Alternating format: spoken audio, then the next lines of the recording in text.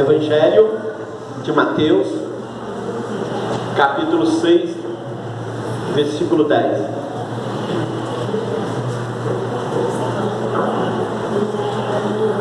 Venha o teu reino, seja feita a tua vontade, tanto na terra como no céu. O pão nosso de cada dia dai-nos hoje.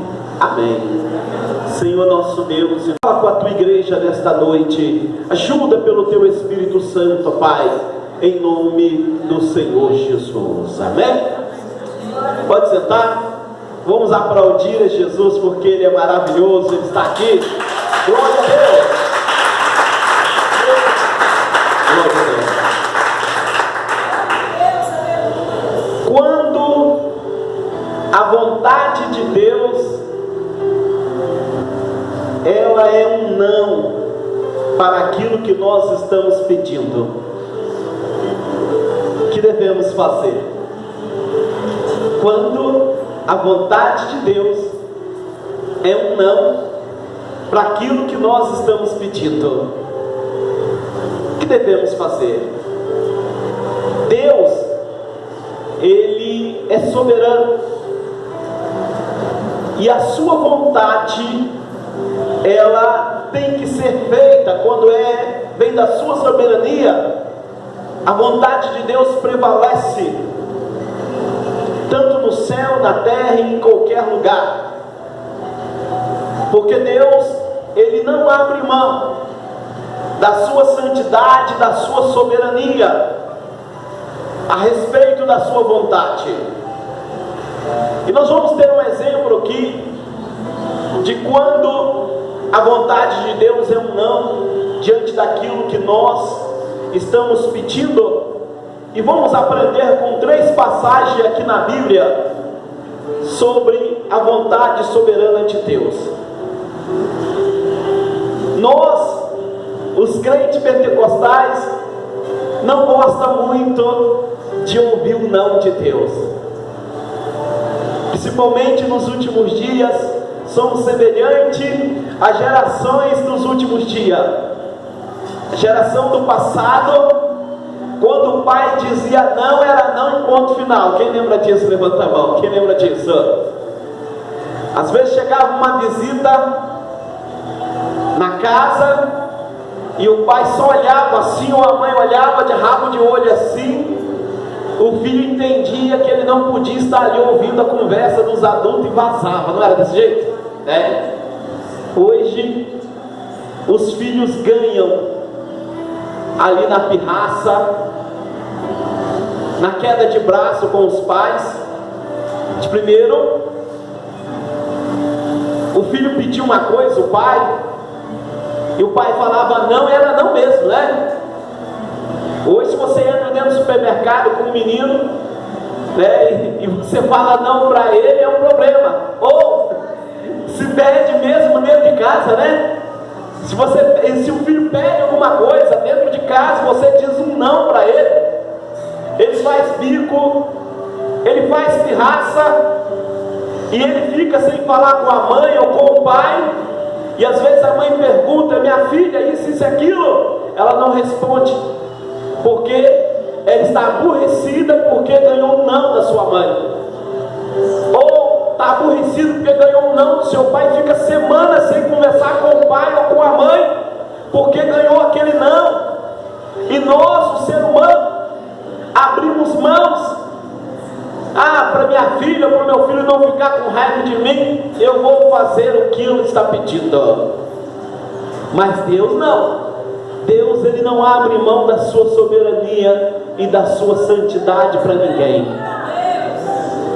Quando, por mais que a pessoa, que o servo seja fiel, que ele pede algo a Deus, e que aquilo que ele está pedindo, se não for da vontade soberana de Deus, ele vai ganhar um não. E por muitas vezes esse não é para um bem melhor para a gente no futuro, ou para nos corrigir, ou para nos colocar no lugar de filho, ou no lugar de servo, e entender que Deus é soberano e que nós temos que amá-lo, mesmo que a vontade dele contradiz aquilo que nós estamos pedindo. Quem está entendendo, diga glória a Deus. E nós vamos dar um exemplo aqui de Moisés. A Bíblia diz que nunca houve profeta que falasse face a face com um Deus igual Moisés. Moisés falava face a face com Deus. Moisés, ele tinha um cajado nas mãos que, por meio daquele cajado, ele fazia milagres impossíveis. Ele orava e Deus atendia na hora. Mas certa vez no deserto, o povo estava com sede, e Moisés orou a Deus, e Deus falou com ele assim: fere a pedra, que você vai encontrar no caminho, com o cajado que está nas tuas mãos, e assim que você ferir a pedra vai rojar, né? E todo mundo vai matar a sede. E aí aconteceu, ele foi lá, tocou com o cajado em pedra, bateu, e ali saiu aquela pica de água, e todo mundo matou a sede. Mas com espaço de tempo, faltando água pelo deserto, novamente o povo começou a murmurar, a vir falar com Moisés. E Moisés foi orar a Deus, e Deus falou com ele o seguinte: anda pelo caminho, que vai ter uma pedra, e você fala com a pedra, e ela vai jorrar água. Mas Moisés fez ao contrário daquilo que Deus tinha mandado. E aquilo custou a Moisés o impedimento do sonho e do desejo do coração dele ser realizado. Porque Moisés, ele sai com aquele povo ali do Egito, da escravidão, e eu acredito que ele tinha um desejo no coração de pisar na terra prometida. Saindo com aquele povo do Egito, ele tinha ali aquele pensamento, aquele projeto no coração dele, de pisar, de conduzir aquele povo até a terra prometida, chegar com aquele povo: te tirei lá do Egito, e hoje nós estamos entrando na terra que o Senhor nos prometeu. Esse era o sonho, era o desejo de Moisés. Mas quando Deus manda Moisés falar com a pedra, Moisés, ele estava tão aborrecido, tão irado com o povo por causa da murmuração. Moisés faz ao contrário daquilo que Deus manda. Moisés, ele chega lá na pedra e soca o cajado novamente na pedra com tanta força e fala: enche a barriga de água, seus rebeldes. Bate na pedra com força. Não glorificou a Deus, não exaltou a Deus naquele momento. E ele não sabia que aquela pedra ali era diferente da pedra lá de trás. No lugar para trás lá, verdadeiramente era pedra, mas ali onde ele estava passando não tinha pedra. E a pedra que estava ali é o nosso Deus Todo-Poderoso, nosso Senhor e Salvador. E ele bateu com força naquela pedra.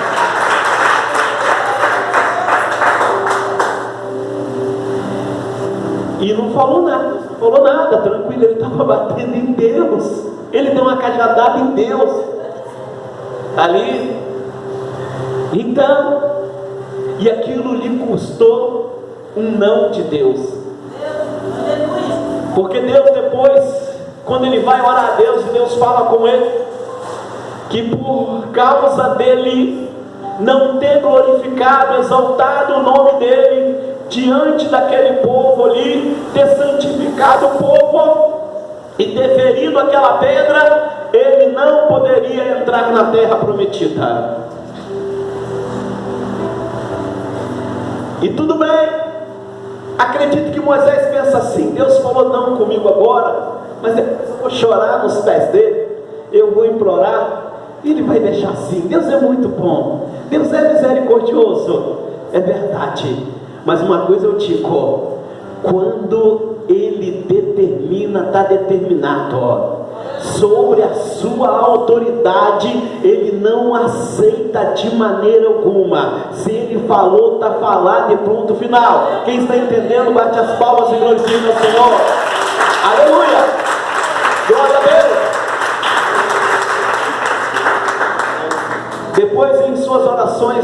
Moisés começa a implorar com Deus: Senhor, tirei o povo lá do Egito, tem misericórdia, é meu sonho, Senhor, olha o que eu já passei, eu quero entrar lá na terra.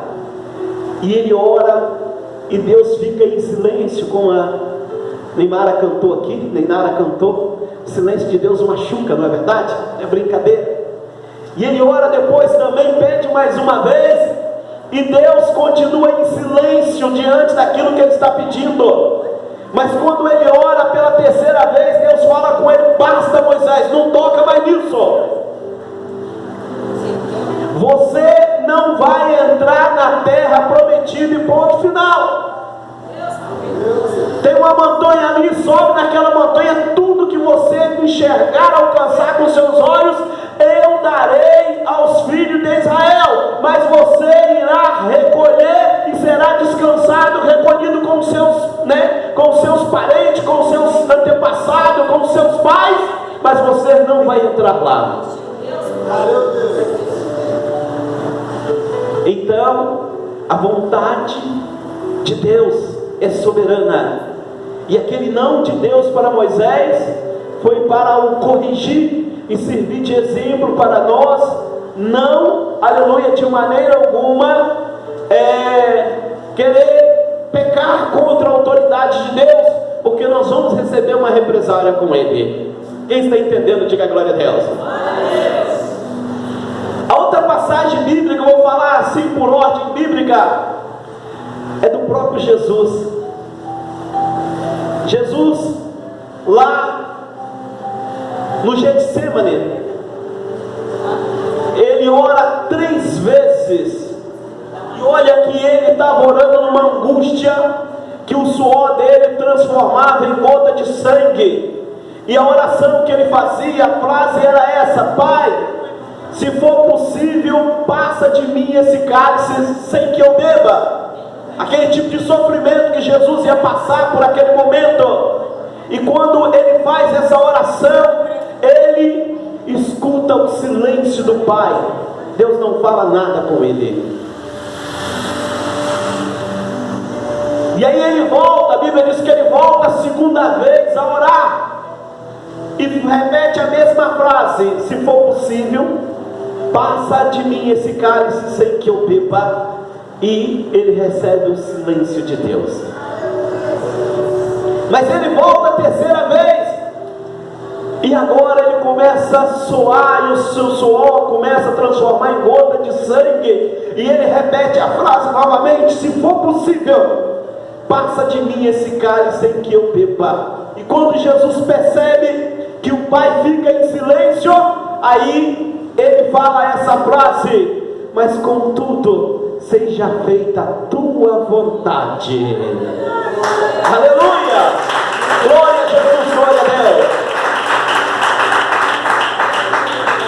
Porque, meus irmãos, a vontade de Deus ali era que Jesus sofresse aquele período, aquelas horas, ali, aquele maior sofrimento. Era a vontade do Pai. Jesus passasse por todo esse sofrimento para salvar os piores pecadores na face da terra, que inclui eu, inclui você aqui, aleluia, e o nosso nome fosse apagado no inferno, escrito lá no céu, para que depois da morte a gente não fosse viver eternamente no inferno, e também no dia do arrebatamento nós não encarasse aqui a ira do Deus Todo-Poderoso e nem ser governado pelo anticristo. Então era da vontade do Pai que Jesus passasse por aquelas horas de sofrimento para nos livrar de tudo isso e nos dar o direito de morar no céu, nos dar o direito de ser perdoado pelos nossos pecados.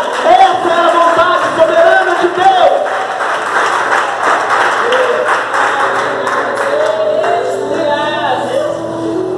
Por isso, o não de Deus na oração de Jesus. Glória a Deus. A terceira é do apóstolo Paulo. O apóstolo Paulo, sabemos que os judeus, eles não são igual a nós brasileiros, que quando pedimos uma coisa a Deus, a gente pede 1001 vezes. E a gente fica, ó Deus, ó, estou te pedindo aquilo. A gente ora de manhã, Senhor, me dá isso, aquilo. Aí no pensamento a gente, Senhor, me dá isso, me dá aquilo. Aquela mesma coisa, porque a gente repetiu. É de segunda a segunda, domingo a domingo, nós estamos pedindo, me dá, me dá, me dá, me dá. Os judeus são diferentes. Eles pedem uma vez, porque eles estão enquadrados naquilo. Não é por muito falar que sereis ouvidos. Eles pedem, já tem certeza que Deus ouviu e que Deus vai dar a bênção a eles. Mas o apóstolo Paulo, ele tinha um espinho na carne, que era um tipo de enfermidade, e essa enfermidade fazia com que os inimigos, os acusadores, os perseguidores lançavam algo na cara dele. Às vezes diziam, olha Paulo, você não cura as pessoas, por que você não cura a si mesmo? Esse negócio de curar os outros pela sua oração, isso é fantasia, você não pode curar nem você mesmo. Mas o apóstolo Paulo é aquele sujeito que um dia estava pregando e tinha um menino sentado na janela lá, o rapaz dorme, cai daquela janela lá, bate lá no chão, morre. Ele vai lá e coloca a mão daquele menino lá e fala, volte à vida, espírito, entra nesse jovem, novamente volta à vida. E o menino respirou, levantou. Deus ouviu a oração de apóstolo Paulo. Quem já viu aqueles pregadores que soam muito, que enxuga o rosto com a toalha? Quem já viu? Então o apóstolo Paulo ele era dessa maneira.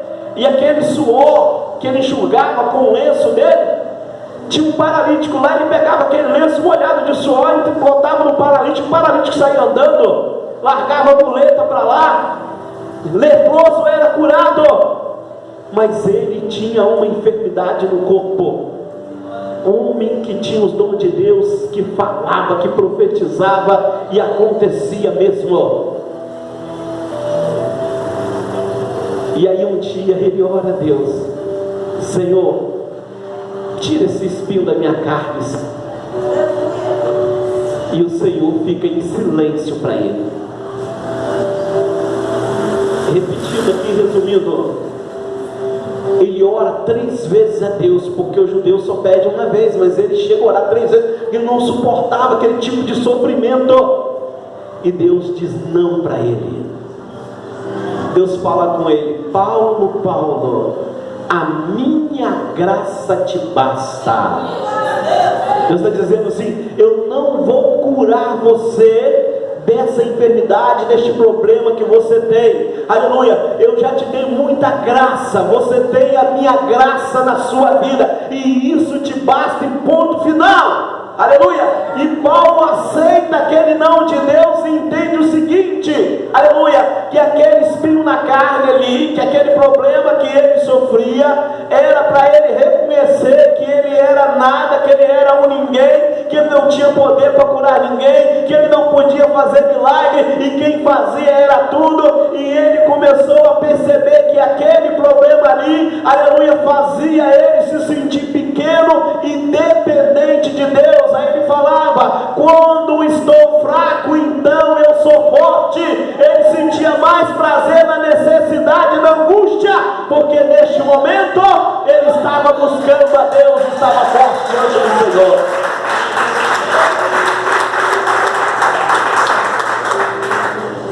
Deus disse não para ele. Conta-se que um certo pastor muito usado nas mãos do Senhor tinha 4 filhos, e esse pastor orava e o milagre acontecia mesmo através da oração desse pastor.